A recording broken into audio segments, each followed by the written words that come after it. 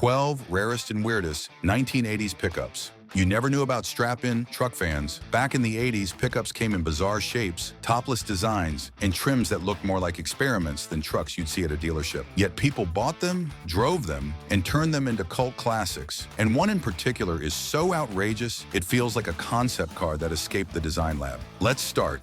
12. Subaru Brat, 1978 to 1987. A pickup that doubled as a tax loophole. Sounds boring, right? Except this one came with 2 plastic seats bolted in the bed, facing backward. Not for fun, but to sneak past America's dreaded import tax on trucks. Lean in. Yes, Subaru literally called them passenger seats so it could classify this truck as a car. Underneath the weirdness sat a 1.8-liter flat 4, pushing out around 73 horsepower and 94 pound-feet of torque. Not exactly muscle territory.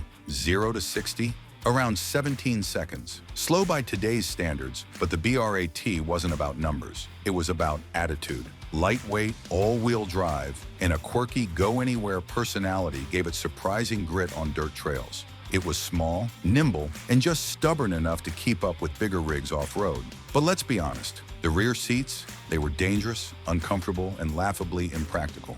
Owners joked about seat belts of faith since you were exposed to bugs, rain, and any rock the tires kicked up. Reliability wasn't flawless either. Rust loved these bodies and power was always in short supply. Still, the BRAT carved out cult status. Presidents drove them. Off-road fans adored them. And decades later, those bed seats are still the strangest factory feature ever bolted onto a pickup. And believe it or not, the next truck on this list gets even stranger. 11. Volkswagen Rabbit Pickup, Caddy, 1979 to 1984, US. A truck built on the bones of a hatchback. That sounds like a shortcut, maybe even a joke. Yet what rolled out of Volkswagen's Westmoreland, Pennsylvania plant was no experiment. It was the world's first front-wheel drive compact pickup. And somehow it worked. At its heart sat the same engines you'd find in a rabbit hatch. A 1.7-liter 4-cylinder making around 78 horsepower and 90 pound-feet of torque in gasoline trim. Or, if you were patient, a 1.6-liter diesel with just 52 horsepower, crawling to 60 in nearly 18 seconds. Not quick, not even average, but frugality was the point. These little trucks could sip fuel all day long while carrying half a ton in the bed. What set it apart was its personality. It was small, car-like, and shockingly easy to park, traits no American pickup of the time could claim. Owners loved that they could get truck utility without giving up hatchback comfort. And for the eco-minded, the diesel version became an underground legend of efficiency. Of course, compromises stacked up. Front-wheel drive, limited towing, power was scarce.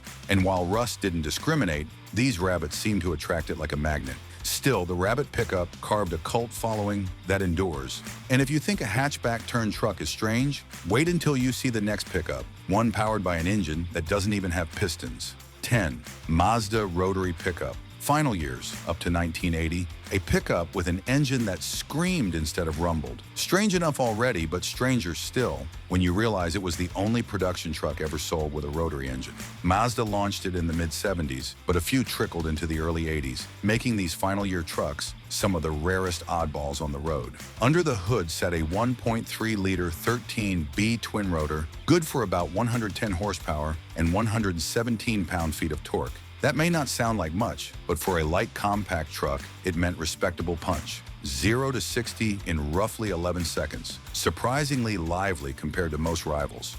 And the way it revved, smooth, high-pitched, almost sports car-like. Drivers loved the novelty. The Repu handled more like a car than a truck, eager to rev and quick to surprise unsuspecting stoplight challengers. Mazda even gave it a sporty dash and unique graphics to drive the point home. This wasn't your average hauler, but every oddball has a catch. Fuel economy was abysmal, often dipping below 15 miles per gallon. Engines demanded meticulous care, and many died young from neglect. And as the oil crisis lingered, few buyers wanted a thirsty pickup. Today, surviving Repus are unicorns, relics of Mazda's fearless rotary obsession. 9. Chevrolet El Camino SS Choo Custom, 1980s. A car that wasn't quite a car, a truck that wasn't quite a truck. And in the 1980s, one small Tennessee outfit decided to turn it into something even stranger. This was no ordinary El Camino. This was the Choo Custom. Built in limited numbers by Choo Customs of Chattanooga, these dealer-commissioned specials gave the El Camino SS a makeover worthy of a NASCAR grid. A fiberglass nose cone stretched it forward, the grille went blacked out, and wild-side graphics made it look faster just sitting still. Under the hood, though, things were more down to earth. Most carried Chevy's 5.0-liter V8 with around 150 horsepower and 240 pound-feet of torque. Acceleration was modest, with 0 to 60 taking about 11 seconds. But that wasn't the point. The Choo was all about attitude. It looked outrageous. It turned heads and it blurred the line between muscle car and work truck like nothing else on the road. But peel back the bodywork and you found the same El Camino bones. Soft suspension, average handling, and a reputation more for style than speed. Still, that wild personality makes the Choo unforgettable, a rolling snapshot of 80s excess. And just when you thought trucks couldn't get any stranger, the next one shrinks the concept down and swaps rear-wheel drive for something completely unexpected. And before we move on, if you're loving these forgotten gems, make sure you hit that subscribe button so you don't miss the rest of the countdown. 8. Dodge Rampage Plymouth Scamp, 1982 to 1984. A truck built on the bones of a compact economy car. It sounded impossible, but in the early 80s, Chrysler actually made it happen. Meet the Dodge Rampage and its nearly forgotten twin, the Plymouth Scamp. Based on the Omni Horizon platform, these car-based pickups broke all the rules. Instead of body-on-frame toughness, you got a unibody shell. Instead of rear-wheel drive, it was front-wheel drive. Unheard of for American trucks at the time. Power came from Chrysler's 2.2-liter inline-4, putting down about 84 horsepower and 111 pound-feet of torque.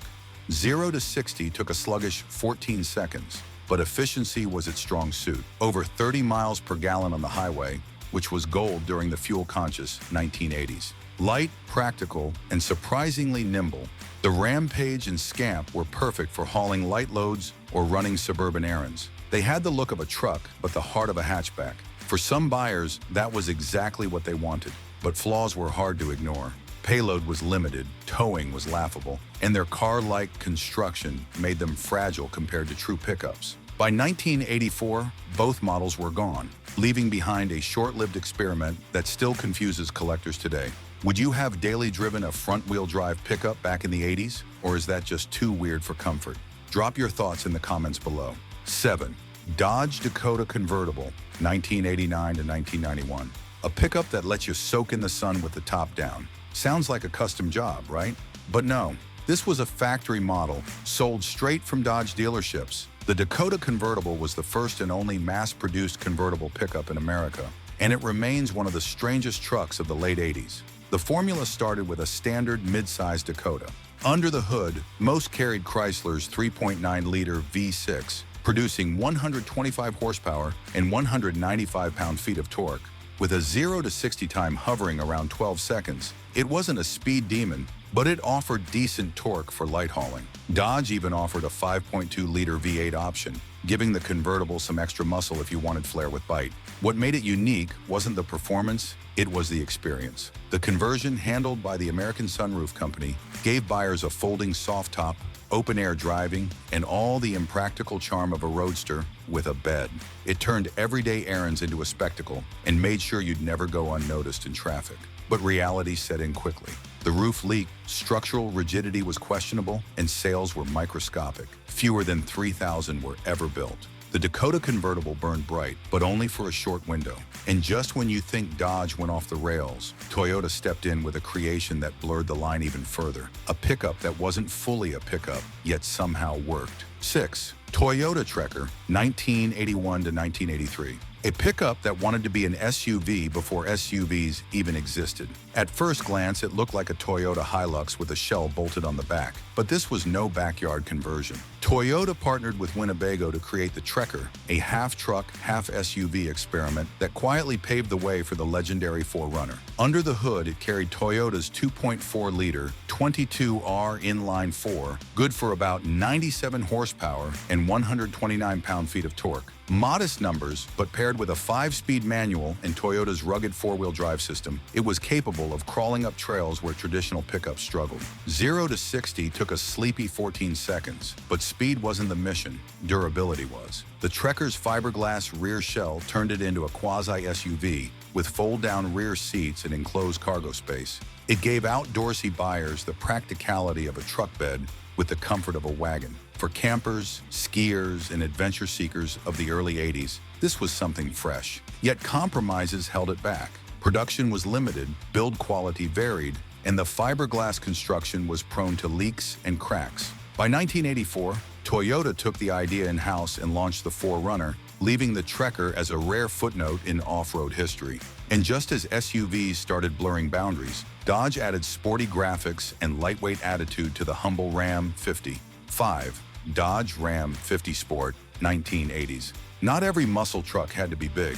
The Dodge Ram 50 Sport looked like your average compact pickup, the kind you'd expect to see hauling tools or bags of mulch. But tucked under its hood was a surprise that turned this humble workhorse into a genuine sleeper. The Ram 50 wasn't even fully Dodge. It was built by Mitsubishi and rebadged for the US market. In its sport trim, buyers could get the 2.6-liter Astron 4-cylinder, producing about 105 horsepower and 135 pound-feet of torque. Numbers that don't sound huge now, but in a lightweight compact pickup, it meant lively acceleration and playful handling compared to its rivals. And if you were lucky enough to find one of the turbocharged versions that came later, you had a small truck capable of embarrassing bigger V8s off the line. On the outside, the Ram 50 Sport wore bright graphics, a bold stripe package, and rally-inspired wheels. It was Dodge's way of signaling that this wasn't your average grocery getter. Yet, underneath all the flash, it still delivered practicality, durable,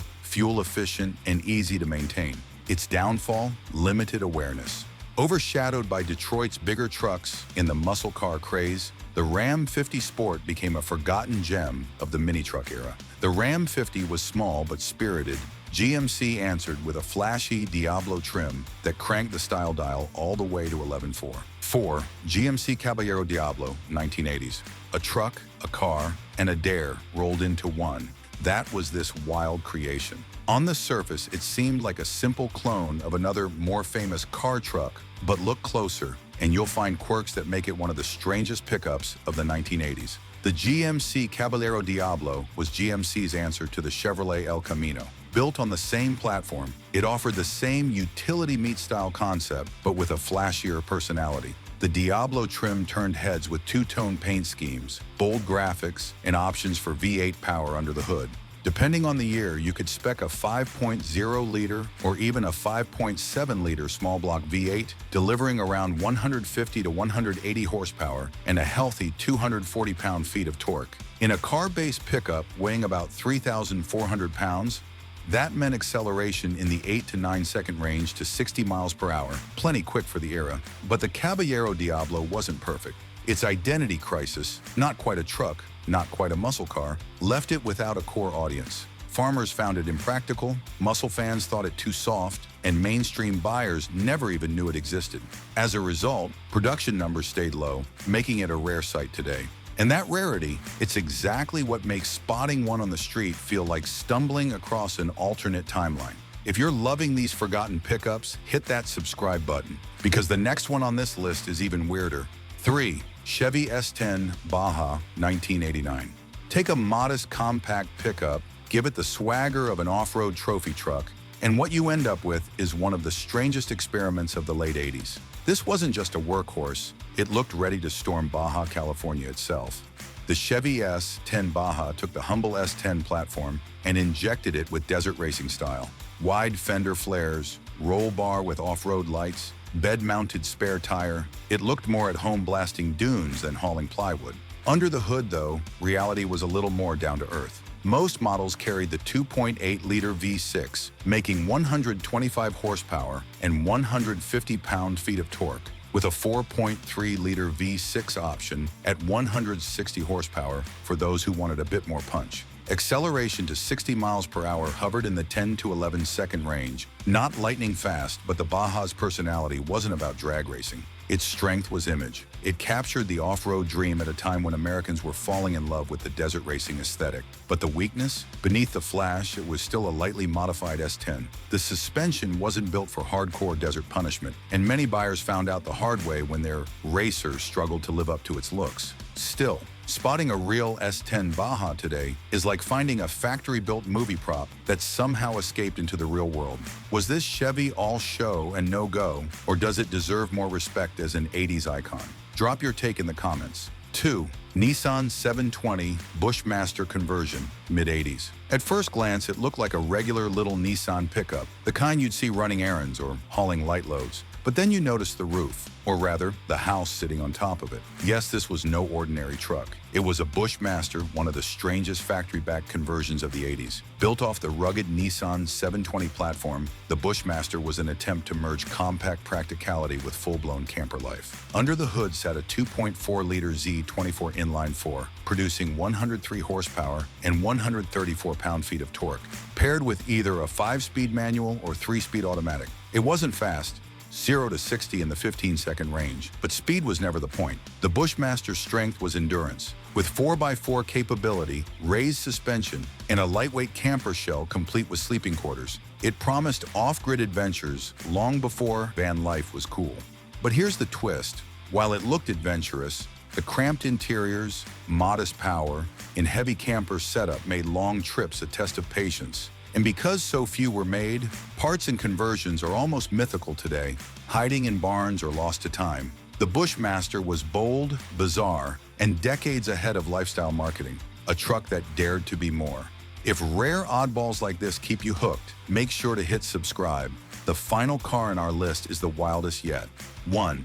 Suzuki Mighty Boy, 1983 to 1988, Japan and Australia. The tiniest pickup you'll ever see that somehow demanded your attention. It looks like a toy, barely bigger than a go-kart, yet it rolled off assembly lines as a fully legal vehicle.